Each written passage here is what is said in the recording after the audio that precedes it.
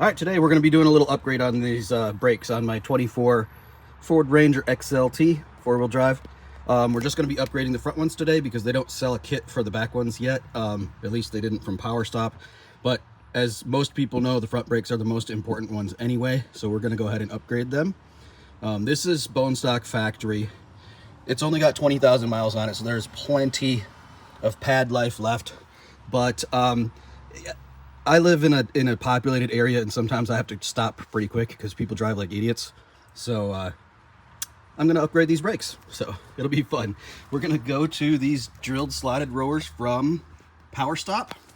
It comes as a kit, so it comes with your rotors. Notice it says driver's side there. I'm on the passenger side, so I'm gonna have to open this other box. But I don't know why they would be different, but apparently there's a different one for. Oh, maybe it has to do with the way the grooves are cut. I think maybe the ones for this side, the grooves are this way. I'll confirm that once I open it. And then here is my pad kit. It says that it has aggressive decelerations. Blah, blah, blah, blah, yeah. Drive slowly to cool your brakes. Okay. Anyway, I don't know what all that's about. It's just the performance stuff, I guess. But we've got our ceramic pads in here. And they are pretty heavy duty. And it's got some new boots and some new hardware clips. And I think that's it in there, yeah. So I'll show you how to install those. What else was I gonna say? I'm not sure. So yeah, the first thing we'll do is we'll get this caliper out of the way. There should be a bolt here. Yep, there's a bolt right here, and there's a bolt on the bottom right here. And we're gonna take those two out, and then this should slide off. And then there should be two more bolts for this mounting plate here. But I'll show you as we go. Just to confirm what I just guessed, I opened up the passenger side one, and sure enough, those grooves are going this way. So you see they're going counterclockwise, and on this one, they're going clockwise. So that's the difference between the two. Make sure you get them right, or else it may not. I believe those the holes are for cooling, and I believe the grooves are to get rid of extra dust, so they have to be angled a certain way to pull it out of there. That's just my assumption, though. I'm not exactly sure what the slots are for. All right, when I started to take the bottom one off, this is 15 millimeter, by the way. You can see that square nut right there is spinning too, and the bolt's not getting any looser. There's a better view of that square nut right here. So what I'm gonna have to do is I'm gonna have to put a wrench on there and hold that still while I loosen the bolt on both of these, most likely. All right, so I've got those two bolts out now. Using the wrench on the square nut did work. So now I can just pull this caliper straight out.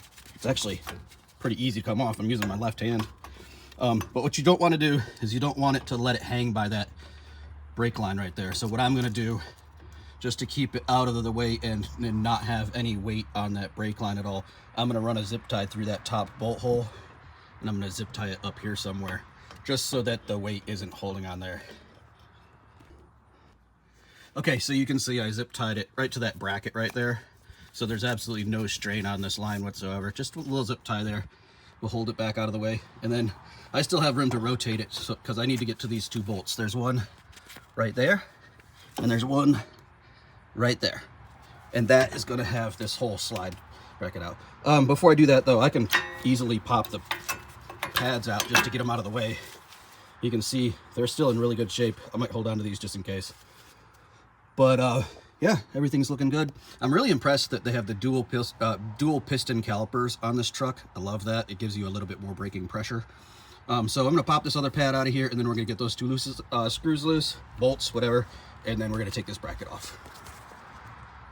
All right, I wanted to show you this real quick before I proceed. I've got on that bolt right there. It is an 18 millimeter, by the way, and it was pretty tight because it's tight in here, so I could only get my little ratchet in there. Impact isn't gonna fit in there unless you have one of the side angle ones. So what I do for extra leverage is I hook a box end wrench around the handle, and that gives me more leverage to turn the bolt, and it works really well. I've been doing this for years. All right, so we've got those two bolts out, and this will just now slide completely off. It comes off really easily, so hold on to it when you're taking the last bolt out, or you're gonna hit the floor with it. But now, easy enough, our rotor should just slide right off. Boom, like that. Watch your toes with that thing. So this one's pretty heavy. I would say it's about 20 pounds. But believe it or not, the new one is actually heavier. This sucker is about 25 pounds. It's really heavy. The box, I think, said 2-man carry on it since it's so heavy, because with both of those rotors being about 50 pounds plus the pads. So anyway, now what we're going to do is we're going to slide this new rotor on, and we're going to reverse the steps to put everything back together. So before I put this bracket back on, I'm going to replace the little rubber boots, and I'm going to add some additional lubrication. You can see like this one. This just slides in and out so that it can move as the pads change in thickness. It has to be able to move in and out. And so you can just pull this straight out with your hands.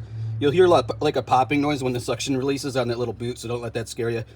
But then we're gonna have these new boots to put on, and we're gonna lubricate these. All right, now that I've got both of those boots replaced, I will tell you that after you put the new grease on, don't put too much, because you can create a hydrolock.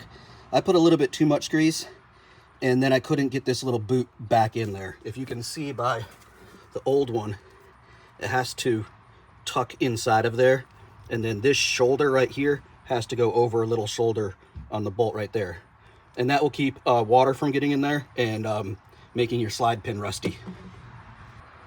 The next thing we're going to do is remove these 4 clips, because the kit came with new clips, and it looks like we can just get a screwdriver behind them and pop them off. If that's not the case, I'll let you know when I come back.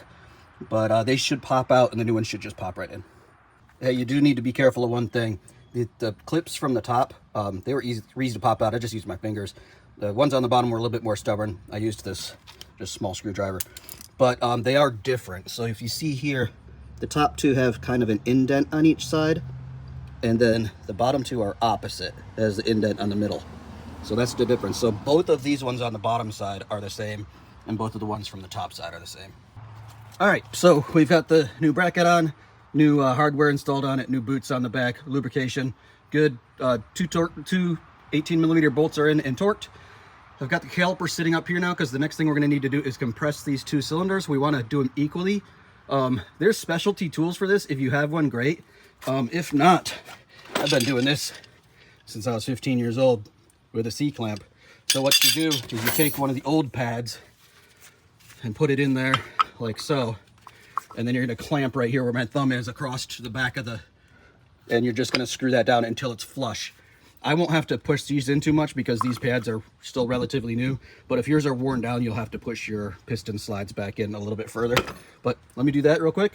And before you compress those, very important, take your brake fluid reservoir cap off so that the fluid can come back up without putting extra pressure on the system.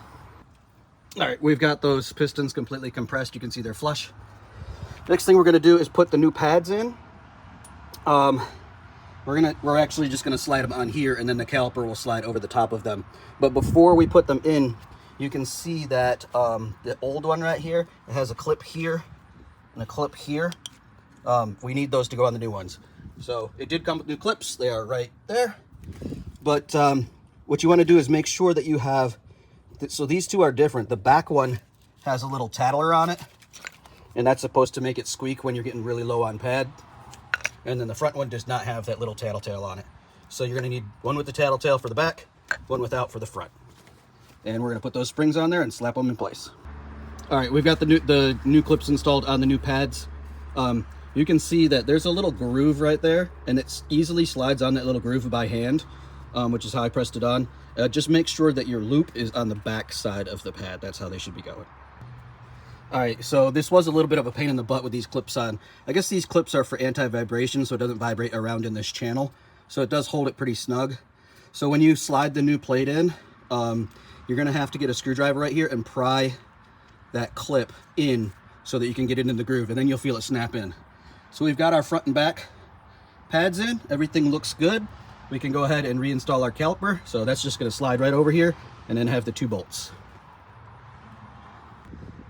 All right, so we've got everything put back together. Top and bottom bolts are in. You will have to hold this nut again to keep it from spinning while you're putting this bolt in until you get it snug, and then it stays in place by itself so that you can torque it. But yeah, that's all back together. Everything looks great. All I got to do is put my wheel spacer back on and then my tire, and I'm good on this side. And we'll go to the other side and we'll do the exact same thing. All All right, we got both wheels and tires back on. You can see those drilled slatted rotors from the outside, which is really cool. I like how it looks. Gonna go test drive it, but before you test drive it, make sure you put your brake reservoir clap back on, or you're gonna have a bad day most likely. So do that, and we're gonna go to test drive.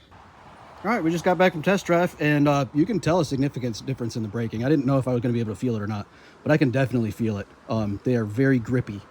So just be careful the first time you use them. They might grip a little bit harder. What I did was I rode the brake for a little while to kind of wear the surface off of the new pads, because sometimes there's a coating on there for shipping. And then I tested it a couple times with a hard stop, and I love it. So that's all for this one. We'll see you on the next.